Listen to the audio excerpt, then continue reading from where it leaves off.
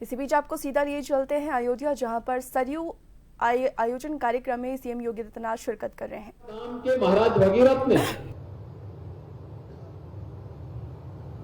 कठोर साधना की थी। अपने पूर्वज महाराज सगर के पुत्रों के मुक्ति के लिए मां गंगा की धारा को गंगा सागर तक पहुंचाना है। इस संकल्प के साथ उन्होंने लंबे समय तक साधना करके देव नदी को इस धराधाम पर लाने में सफलता प्राप्त की और तब से मां गंगा हम सबके उद्धार का कारण बनी हुई है। उद्धार हम सबकी मुक्ति का कारक तो है ही, हम सबकी भुक्ति का कारक भी है। मां गंगा नहीं होती, उत्तर भारत खाने के लिए तरस जाता, भारत खाने के लिए तरस जाता, दुनिया खाने के लिए तरस जाता। दुनिया की सबसे उर्वरा भूमि मां गंगा के कारण हमारे इस क्षेत्र में उत्तर प्रदेश, बिहार, बंगाल में बन पाई है, झारखंड में बन पाई है। ये मां गंगा का आशीर्वाद है। दुनिया का सबसे बड़ा आयोजन मां गंगा के तट पर प्रयागराज की धरती पर होता है और महाकुंभ ने वो दर्शन इस बार करवा भी दिया पूरी दुनिया को कि कैसे आयोजन होने चाहिए। बहनों और भाइयों, मां गंगा के अवतरण दिवस को सरयू महोत्सव के साथ जोड़ करके आज हम यहां पर बने हुए हैं। क्या दायित्व है हमारा? हम अपनी नदियों को गंदा नहीं होने देंगे, उन्हें अविरल और निर्मल रखेंगे। ये नदी देश की आत्मा है, उसकी धमनियां हैं।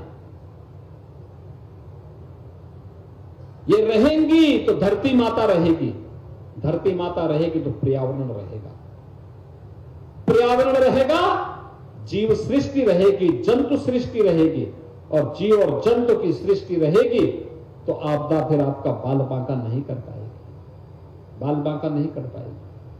आज उसी को बनाए रखने के लिए सब कार्यक्रम, एक पेड़ मां के नाम, प्रधानमंत्री मोदी जी के इस आह्वान की शुरुआत मैंने इसी मां सरयू के तट पर अभी कुछ देर पहले किया है। मुझे वहां पे वन विभाग ने पीपल, पाकड़, नीम इन सभी को लगाने के साथ ही 9 ग्रहों की वाटिका को बनाने का भी एक अवसर वहां पे दिया।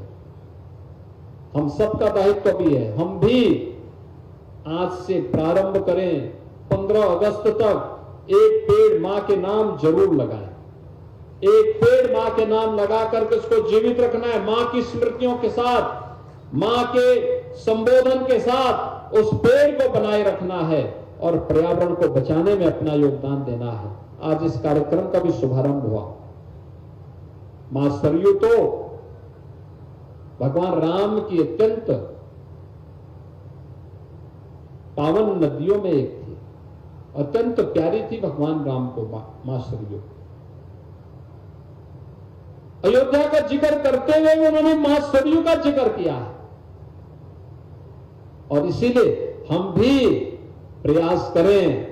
हमने इस बार हर जिलाधिकारी को एक जिम्मेदारी दी है, अपने जनपद में जनप्रतिनिधियों के साथ मिलकर के एक नदी को पुनर्जीवित करना है, उसको गंदगी से बचाना है। कोई ड्रेनेज नहीं, कोई सीवर नहीं करेगा, कोई मृत जानवर उसमें नहीं गिरेगा, कोई गंदगी नहीं होगी।